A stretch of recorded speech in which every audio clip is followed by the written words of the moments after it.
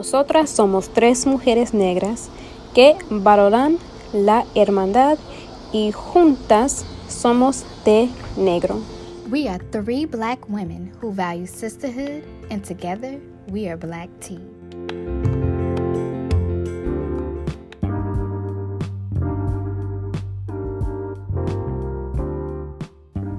Get your cup, do whatever you have to do, and get ready for your light, savory sip. We will start every episode with sharing thoughts from a book we are reading. We are currently reading Naturally Beautiful by Dr. Sharrieffah Muhammad.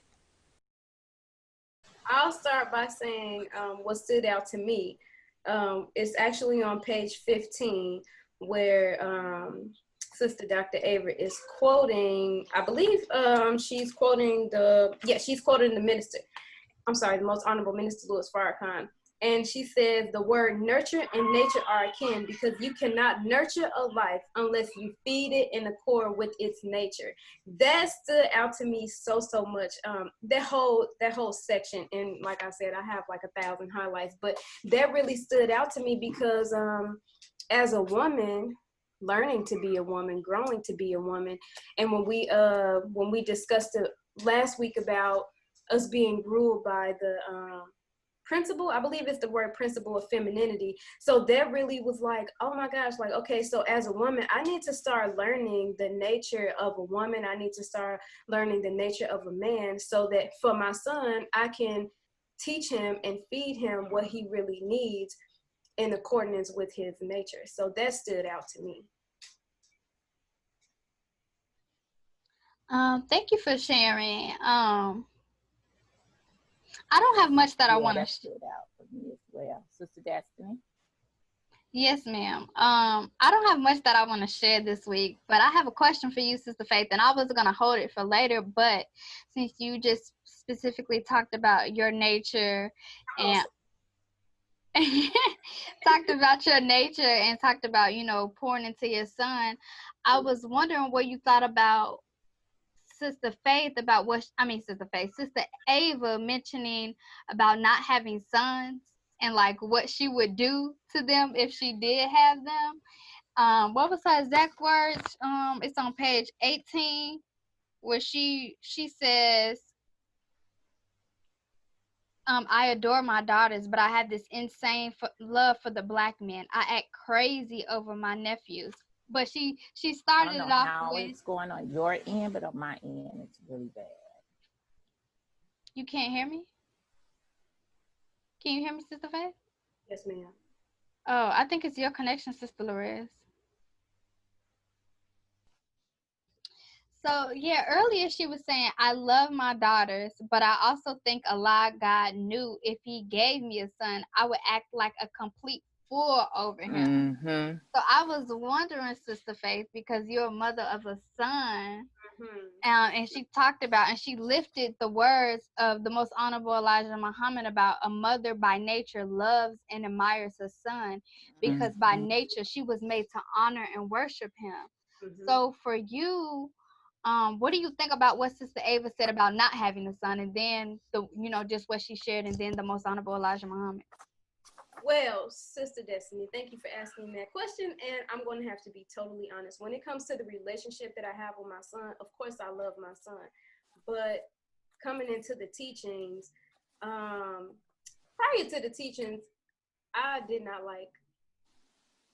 I'm trying to be careful, but I want to be honest, and I don't really know how to word this in a way that's not offensive, but I'm not trying to be offensive at all. I did not like our brothers because my experience with our brothers, they were okay, they were cool, but they were a little bit disrespectful, and then coming into the teachings and then really seeing like, oh, this is how a Black man should be. This is how he should act. This is how he should treat his woman.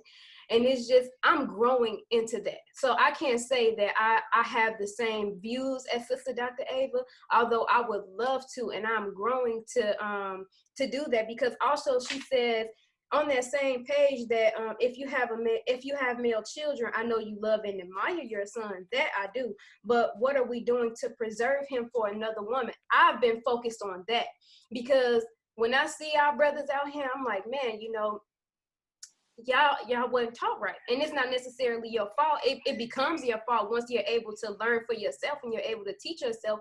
But really, that's the core of that. The core issue of that, it started at home. So for me, where I'm focused, I'm like, man, I want to make sure that I'm raising my son properly. Mother Tynetta said that we need to teach our sons as well that they are a gift, and they should not just be out here, just freelance and giving it to everybody, whoever wants. And I don't want my son to do that. I want him to know, like, son, yeah, a woman is valuable, but you are as well. So don't ever think that you are not a prize too, because both of y'all are a prize.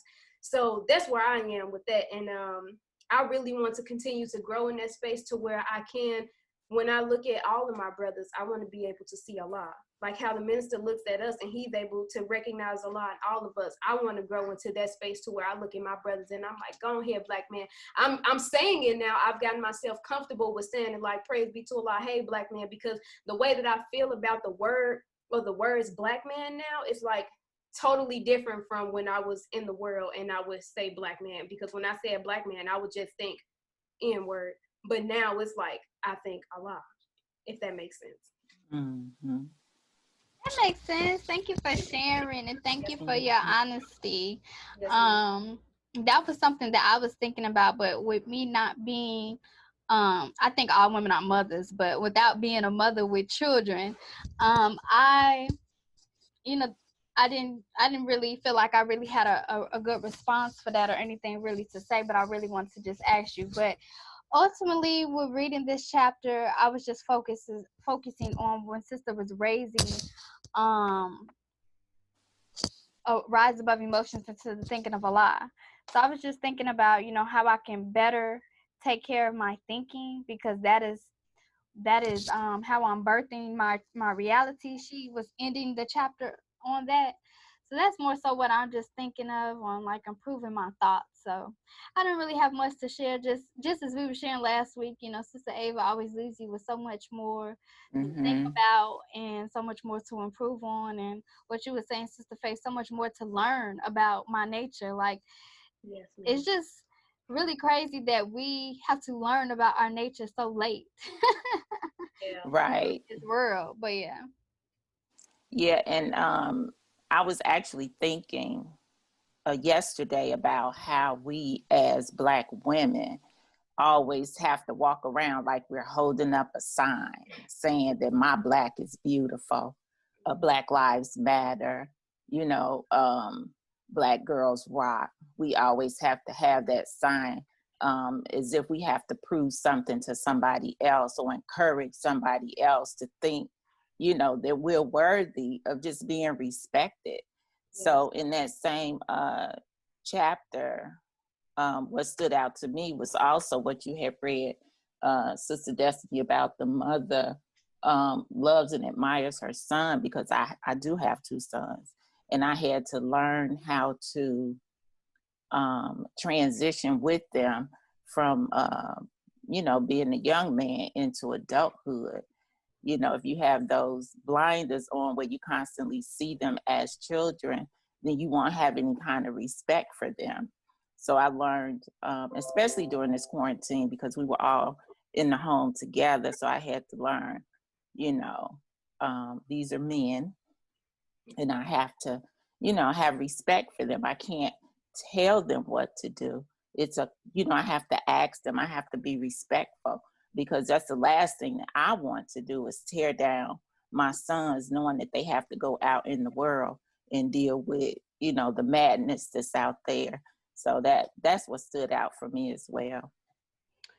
I wasn't even thinking about asking you, Sister Larissa, because you're not, raising them anymore. But the point that you just brought up about that shift, like, you still mama, right, but they're adults, and that's a very valid point. But when you just mentioned respect, now it brings me to another point on page 17, when Sister Ava says about recognizing the God in one another. And she said, if we did, we would bow to one another, not shoot one another. And she talked about, again, the principle being found in the woman. So I was just thinking in that, like, not even sons, but just do we do that with people? Like today, Right. my husband and I was having a conversation. We were expressing to one another how we feel. One another's making one another feel, and it's hard to see somebody sharing their truth about you when you trying to share your truth about how they make you feel. But my husband was being so humble, and I have so much room to grow in this area. I thought I was humble, but like I said last time, may ever show you that you got a lot to work on. But in the middle of the conversation, he was just like, I hear you, I honor you, I respect you, and he bowed. And my husband doesn't do that all the time, but he does that sometimes when we talking. And in the midst of it, I'm just looking at him, and I'm like, you know, praise be to Allah. But at some point, I'm just looking at him because it's still in my mind, like, I don't, what you say? Did you hear what I said? I get what you're doing, but did you hear what I said? Yeah, partly like that. It's like, I feel that he means it, but then it's some other point like, and it's like he's being humble in this moment. You need to calm down. So when I was reading it over prior to this call, I was thinking about just that moment earlier, like how Sister Ava is telling us to do this, and then I have a husband who's doing this, and I'm partially thinking like, So like, I have work to do in that area of accepting a man who can humble himself even as he's growing, even as I'm seeing his imperfections. If I see him being humble, to just pause and be like, oh, I honor and respect you too. So yes, Sister Ava just gives you so much, but that's the last thing I'll share. She really does. And you know, what you mentioned in your conversation with your husband, she even says on page 20, we are taught in Islam that there is nothing above the peace of husband and wife. Nothing above the peace of husband and wife. I thought that was just powerful.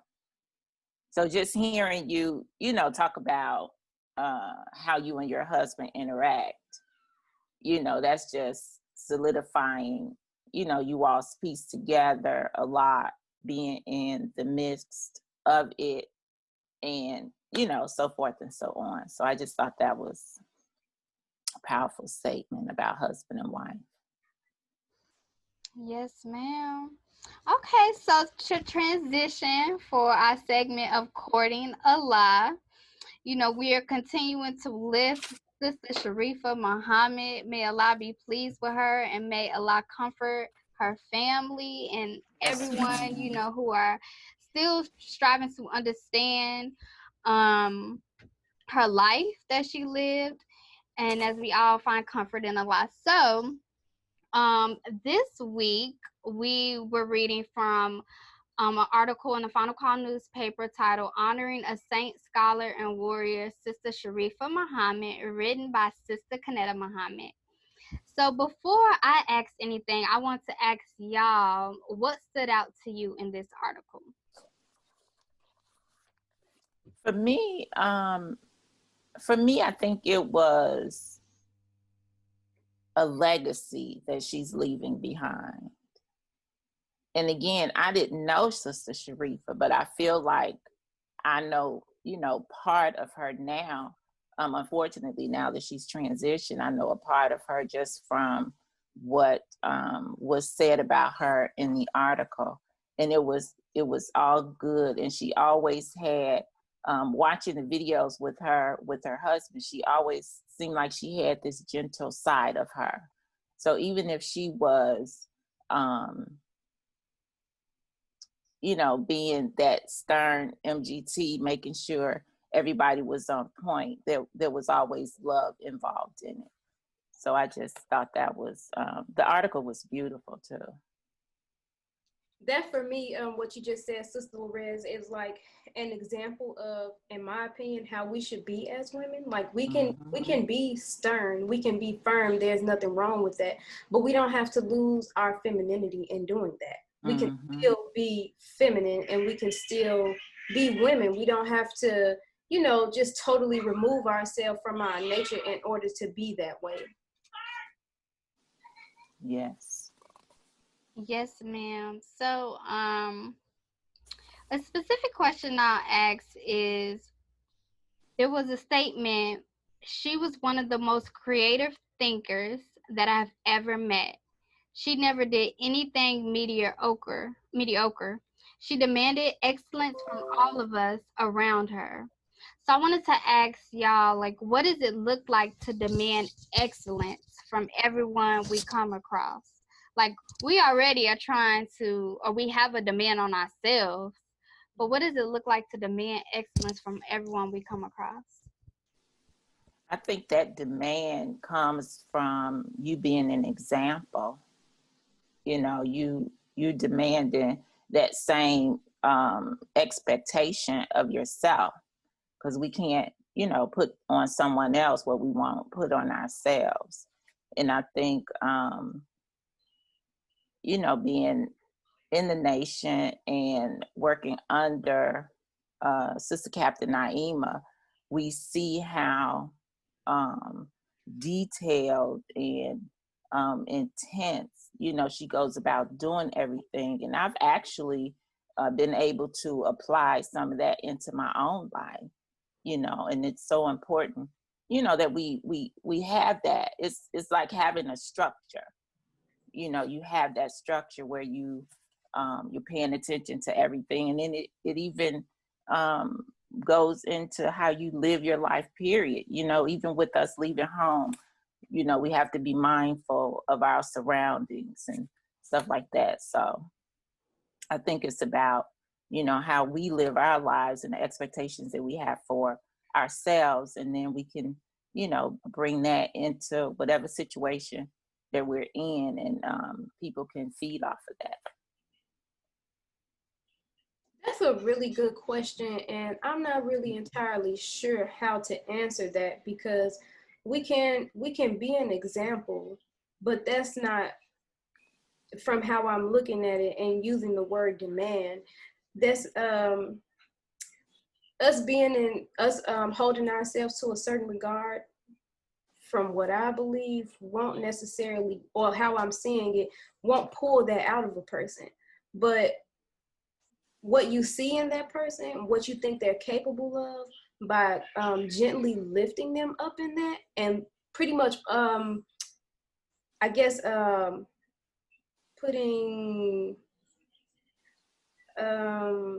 life into them. You putting life into that person, that will demand a certain act, because they'll start to believe in themselves. Maybe they haven't heard it from someone. So if you tell someone what you see and it's of good, and you giving it to them in a way that's not like, oh, I'm critiquing you, you can do better, but it's like, oh, sis, you know, or brother, you know, something like that, and you letting them know what you see that they may not have seen in themselves, they could potentially start to live in that vein, and that will bring out in them a sort of excellence. So I'm not entirely sure. That's something I'll still have to consider, but that's just what I believe.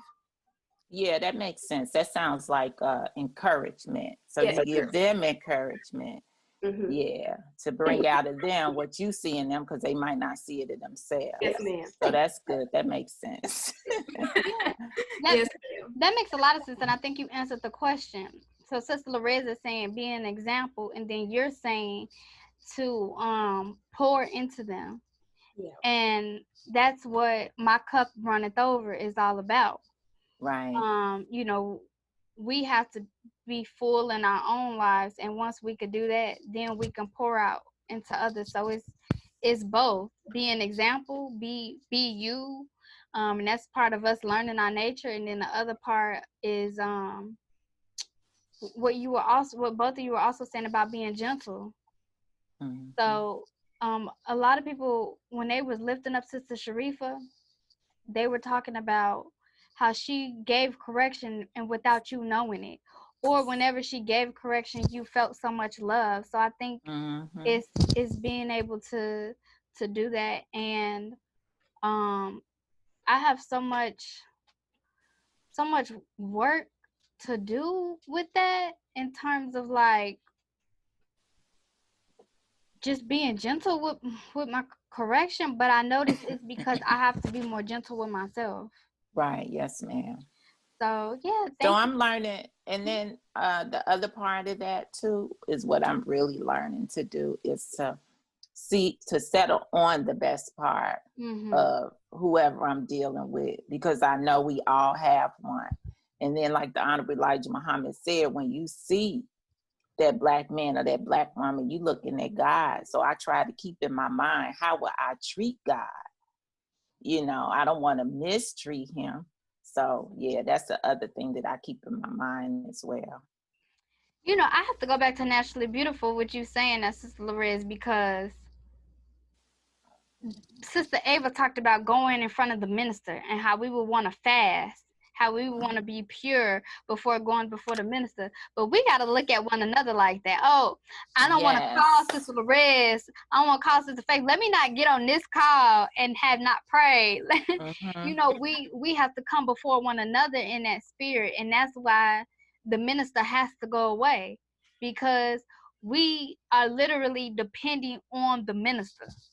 Like, yes, the minister, Sister Ava said, he is the resurrection, and we know him to be the criterion. But at some point, we have to be like, I'm coming amongst my brothers and sisters.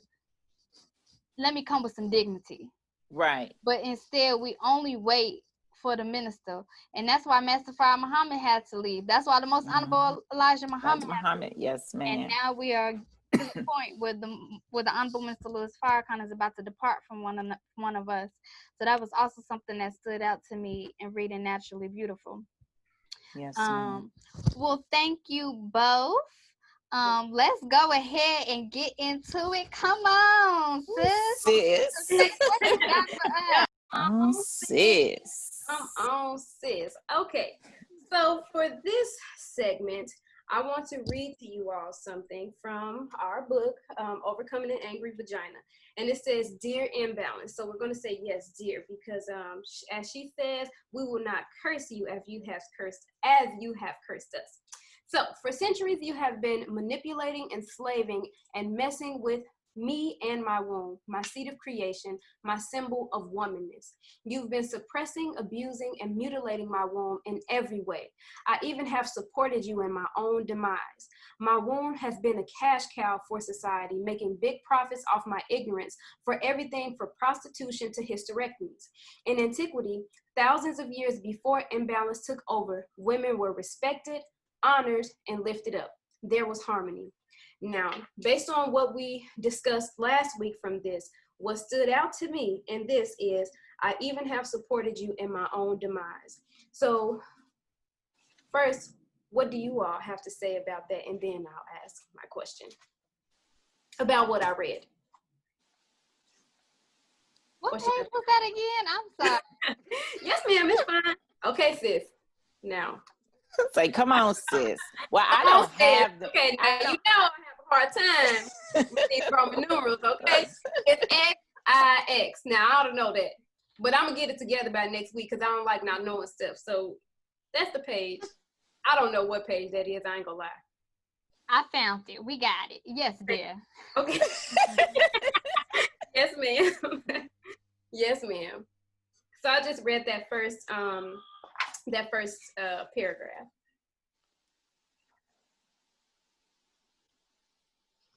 I don't have the book, so I've been searching for it.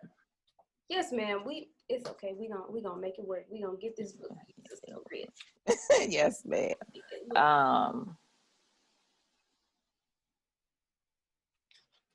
So I think this goes really good with what we talked about last week about the question, is sex an obligation, or something along those lines, because this is talking about cursing our womb. And I think cursing the womb starts with us feeling ashamed about our bodies. So then we do things in private. So like, I'm not getting into my period story or anything, but just the part where I had my period at my friend's house, and I felt uncomfortable to tell anybody I started my period. So I literally waited until the weekend was over, so I got back home, because I felt ashamed to tell another woman or another young girl and her mother about my period. So I think that cursing the womb starts there, because I did not know what to do. Putting tissue there and feeling ashamed, that's actually traumatizing. That's actually bad for the next cycle, because every period that we have is a report card for those 30 days. So that means that the next period I had, I was feeling more shame. More shame is being cursed upon my womb. So every month, until I get comfortable in that, in talking about my period, I'm adding more shame to my womb. So then now when it comes to other people, because she's talking about she said my womb has been a cash cow for society, making big profits off of my ignorance. And then she starts with from everything from prostitution to hysterectomies. And, you know, there's so much in between that. But before you get to prostitution, it's your own shame for whatever you're dealing with, your own trauma. So I think that being cursed, she said, we will simply get rid of you.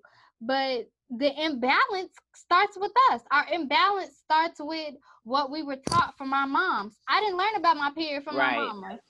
Yes. So I think that's where it starts. Yes, ma'am. Yes, ma'am. Yeah, and like you asked the question earlier, or made the statement earlier, saying that we're just not learning this now. You know, so that was not natural for in my parents' time to have those kinds of conversations. You may get some instructions on keep your legs closed, don't do this or don't do that, but there was never any gentleness with it. So I really didn't understand womb and yoni and any of that until recently, really, the last 3-4 years, where I start, seeing this on social media, getting an interest in it, even with waist beads. I think those are important too, to study and see how they were used in Africa, and still are being used, so yes, it's important for us to definitely know our bodies and how we communicate with them in a nonverbal way, if that makes sense. Yeah. Well, okay, so I had a question, but some other stuff is coming to my mind. On page 16, in Naturally Beautiful, Sister Dr. Ava says, acting in accord with nature elevates our conduct. And Let This Mind Be in You. I'm sorry, I know this is just a little bit random, but this book is by Brother Nuri Muhammad, and he says something that I've connected to everything that we're discussing. You cannot love what you do not know. So considering the fact that we're growing into this knowledge of what it means to be a woman, and of course, we do participate in our own demise due to our ignorance. But when do we come into the realization that we are playing a role in our demise as women? And when do we stop it? How do we stop it? What do we do to no longer, contribute to that? Accept your own and be yourself. Come on to the Nation of Islam and join on to the MGT and GCC. Yes, ma'am. But for people who don't like the idea of that, because it's still a responsibility as women. Like in all of these books, except for in Let This Mind Be in You. In both of these books, these women express how it is our responsibility And the minister has let us know that it is our responsibility for the condition of the world.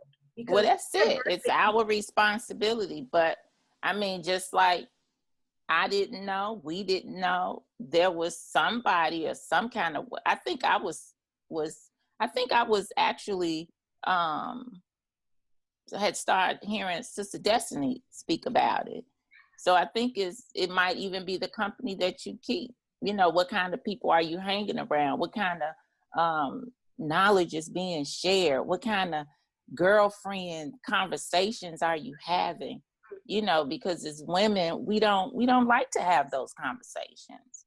So you have to be, I guess, with like-minded people, or willing to ask questions if you don't know. It's a lot that goes with that, because we can go back to our history, how everything was just stripped from us. So now we're just being transformed into our natural selves, you know, from not knowing anything about anything, just from history itself. Yes, ma'am. So I have to go back when you asked this question to the girl who had wool over her eyes. And I literally just seen myself in the bathroom around when I first had my period. Now I'm in school, and I'm opening the pad, and my friend like, oh, you got some candy you don't want to share? You eating candy in the stall? I'm like, yeah, I'm eating candy behind the stall. I ain't want to eat no candy in the bathroom. I don't care how young I was eating candy in the bathroom. But like, ooh, I'm saying that to say, like, I was so ashamed that Right. I didn't want to be like, girl, now I'm opening a pad. mm-hmm. Or when I used to try to, this is all relevant to the question you're asking, Sister Faith. Flushing the toilet while hurry up trying to open the pad before the toilet. So you can't hear it. Stop. Yeah. Girl, like, I mean, sisters. But like, it was so much shame. So this same notion around the period, we are so shameful to ask questions. We are so shameful to come around one another and just be like, I really know nothing about this. So can you help me with this? Mm-hmm. Like, because what, we afraid to be dumb, to look dumb, because we afraid to say we don't know, or because we think that the other person don't know, so we don't want to waste our time because we really don't know who to go to. So I think that your question, Sister Faith, if I'm understanding, it's like, can you say it one more time? You don't have to say it exactly, but just your question.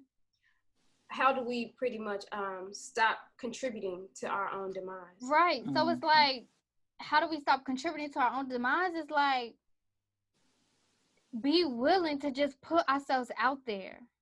Mm-hmm. Be willing. If you having your period and somebody like, you eating behind the stall, nah, girl, you know, I just started my period and I'm trying to figure this thing out, but this ain't candy back here. I remember even my godmom and I used to say, we used to call the pads candy. So if we were in public, we'd be like, you got some candy? I left mine, or da-da-da. Like, literally, these nicknames that we have for our body parts, these nicknames that we have for anything that we're ashamed of. So I think it just starts with, stop being ashamed of something that's natural. Stop being afraid of saying that you don't know. It's okay not to know. Like, God wanted a companion. He didn't have one.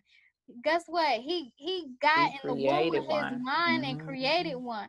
But how did he do that? He was in his mind thinking. And so if we're not in the right mind frame, then we have to be able to express that, so that way somebody around us, maybe I'm coming to y'all too and y'all ain't got the answer, but y'all then say, I know somebody who do. What's this? Right. I'm reading this book. So I think the demise really starts with, that's why I said I ain't got much to say about Sister Ava, what Sister Ava said. I'm trying to work on my thinking. And I think it goes back to that. The demise comes from our thinking. And we just have to be willing and comfortable to say what we don't know, and we have to be and just don't be ashamed. We spend too much time in self-pity. I have spent too much time in self-pity. So I think that's what it is. For me, I can relate, Sister Destiny, to everything you said. When it comes to being embarrassed or ashamed of opening a pad, like when I got married, it's like, okay, yeah, obviously, you know, I'm on my cycle, but I would be like trying to open it so quietly because I don't know what that was about. It's like, why am I embarrassed about this? This is a natural thing. And I would ask myself, where did this come from? Like, why am I embarrassed? I used to be ashamed to go to the store and purchase pads. Like I don't want to do that. I'm like, Mom, can you go get it for me? I'm like freaking grown, and I'm like, Mom, can you go get me some? Because it's like, like this, it's nasty. No, it's not nasty. It's a natural thing. But I think that because we have been so far removed from that, like, it is a bit difficult to overcome that hurdle of shame. You know, it is a bit difficult. And Sister Destiny, you mentioned all of these nicknames, and Queen Afu even mentions that when it comes to our vagina, that there are so many different nicknames that we have for it. And I do believe that society contributes to the shame that we feel, because nobody's really publicly embracing it in a healthy way, because we can listen to our sister song WAP, but that's not an embracement. It's just like it's being braggadocious, like, oh yeah, mine is like this, but that's not it's entertainment, and it may be funny or whatever the case may be, but what about women who's having an issue with that, and it's not what the song says? That's still something that needs to be addressed, because I'm sorry, it's still something that needs to be addressed, and we just cannot be ashamed to ask questions. And I got over that shame in terms of asking questions when I came into the nation, because there was so much that was new to me, and it's like, I don't know what that means. What does that word mean? Please tell me, because I don't know. I may not have a dictionary at hand. My phone may be there. Can you tell me what that means? And I'm no longer ashamed now, even if it's someone that's not in the nation. If I'm having a conversation and you throw out a word that I don't know what it means and I can't figure out the context, I'm going to ask you.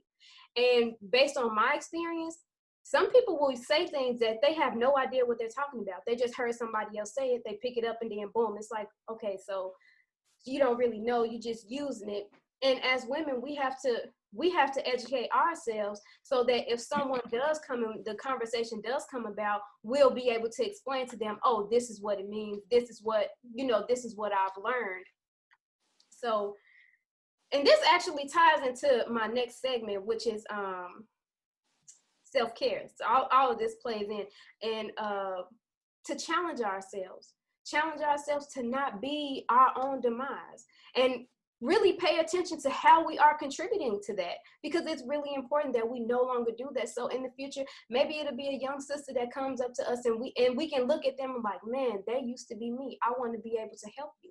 But in order for me to help you, I have to help myself, and I have to be totally comfortable with who I am and what I am as a woman in order to help somebody else. So Faith, before we go on, can we backtrack?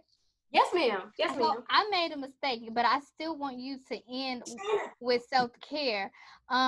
May we just go back to maintaining peace? Because I went to court in the line, and I think I was so excited for what you was going to bring that I forgot. She brought it in early. Yes, ma'am. Yes, okay. That's all right. So this ties into self-care, but what we were talking about last week. So before we go into this week, I'm still lifting Sister Sharrieffah, but this goes with what Queen Afura was saying. So Sister Sharrieffah Muhammad of Mosque number 15 in Atlanta shared, you are a monarch in our nation, and you left your training in so many sisters. The strength of a soldier was always in her voice when she spoke. So based on what we spoke about in our self-care segment last week in regards to yelling, what does this statement mean to us? And I'll just say, the word gentle for Sister Sharrieffah was brought up multiple times today. So what does this statement mean to you, and how does our gentleness and the way that we speak allows us to still appear to be and allow us to actually be strong? That is a good question. I need to think about that for a second, because what's coming to my mind, you know how, have you ever had someone speak to you and then your self-accusing spirit just pop right on up? That never happened to you? That's just me. No, give me an example, because I think the self-accused spirit is always there, but give me an example. But like, it's like magnified, intensified. So for example, say we can just say I said something to hurt your feelings, and you say to me, you know, Sister Faith, what you said really hurt my feelings. That'll just bring it up in me, and I'm just like, ooh, I wasn't trying to do that. Like, I wasn't trying to hurt. So that's like something similar to that. Mm-hmm. From what you read, that's what came to me. Like, if we yell, I really think that is just not a part of our nature as women. We don't have to do that, because, and praise be so loud. Okay, so because we are in the subconscious mind, I believe the self-accusing spirit is the subconscious mind. So when we're able to speak gently in that voice and still let it be known, to correct without being so aggressive about it, it brings something up in a person, and it's like, oh man, you know what, I shouldn't have done that. But I don't know, maybe I'm not really answering the question, but that's what's coming to my mind. So that's still something I'll have to think about. Yes, ma'am. Based on what you just shared, I think I need to do some more studying, because I haven't been studying Dianetics. But I think that the self-accusing spirit will be our conscious mind, and our subconscious mind would be our reactional thoughts, if I'm understanding correctly, because usually our subconscious thoughts are the things that we still have, the engrams that we still have weighing on us, that come up sometimes in present time, but that's really us not being mentally in present time. So for example, if one of y'all do something to me and it triggers me, my subconscious is going to react. It's telling my subconscious is going to react, but my conscious mind is trying to tell me you're okay. It's just trying to say this is a trigger. But my subconscious mind is reacting, like Sister Loretta is saying, and now I'm about to be emotional. So I think that if I'm understanding Dianetics correctly, I think that I would have to say, I just have to share that because of what you just said, Sister Faith. Sister Loretta, did you have a thought before I share something on the statement? I think the strength of a soldier was always in her voice when she spoke. I guess when you had talked about, was that you, Sister Faith? Someone asked about how do we demand? Recently? Earlier when we were talking. Oh, yes, ma'am. And I think that the strength of a soldier was always in her voice. So I think she just stood firm. That, at least that's what I'm taking it. You know, you were always firm on your principles, your morals, your values, and that that just showed physically in you. And then the strength of that was always in her voice. So when she spoke, that's what and you know what, when I think about the interactions that she had with her son, she would put him in check, but it would be so gentle and loving, you know, during the videos that the interviews that they would do together. And even if it was in a joking manner, or if she was serious, you know, it was firm, but it was gentle. At least that's what I took from just watching her interact with her son. Mm-hmm. So I wanted to bring this up because we closed last segment on, talking about self-care, and I think this also relates to maintaining peace. And so Sister Ava says in the chapter that we were referring to today, that she's talking about us being a nurturer. And she said a nurturer would not, this on page 16, a nurturer would not teach her child language which would obstruct that child's ability to sustain a relationship with the Creator. We are the reason the children are savages. We are so unlike our true nature that we are derailing humanity's journey to become one with God.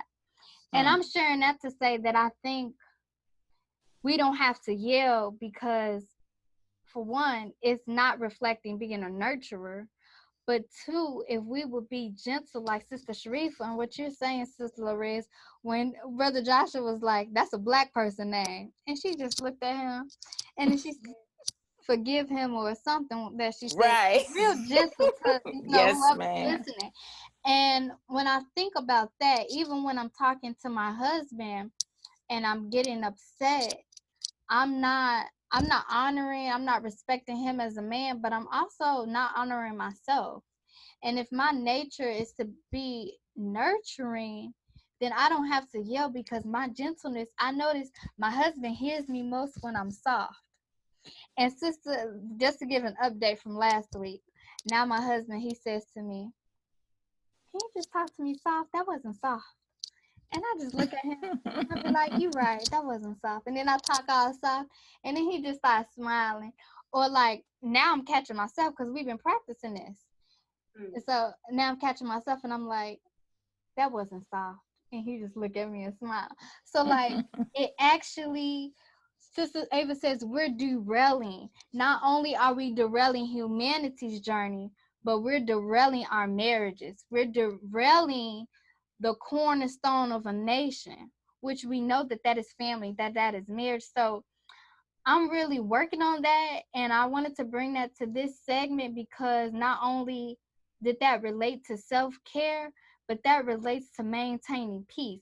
Just because someone else shows up and sister, I'm telling you, this whole chapter was just deep. That's why I'm saying I want to say, because I seen myself in this chapter. She said, just because he yelled or cursed at me does not, so I yelled back. But we don't have to do that. And so I just wanted to bring that up, and I apologize for going out of order, but I at first I was like, well, I'm just gonna leave it alone, but I think it's so important to raise because we talked about it last week, and I'm seeing the correlation. Like, I think God is with this because I'm with us, because I'm seeing the correlation in what we're raising with what we're reading in Naturally Beautiful. And I'm really striving to practice this. So I'm happy we're reading this book. Yes. That correlation. I mean, you get that, I guess like I don't know if it's like a feeling of like, wow, this is what I'm being made into, the words on this page. And so I'm like you said, striving. I'm really striving to become what I'm reading. Yes, ma'am. Thank you.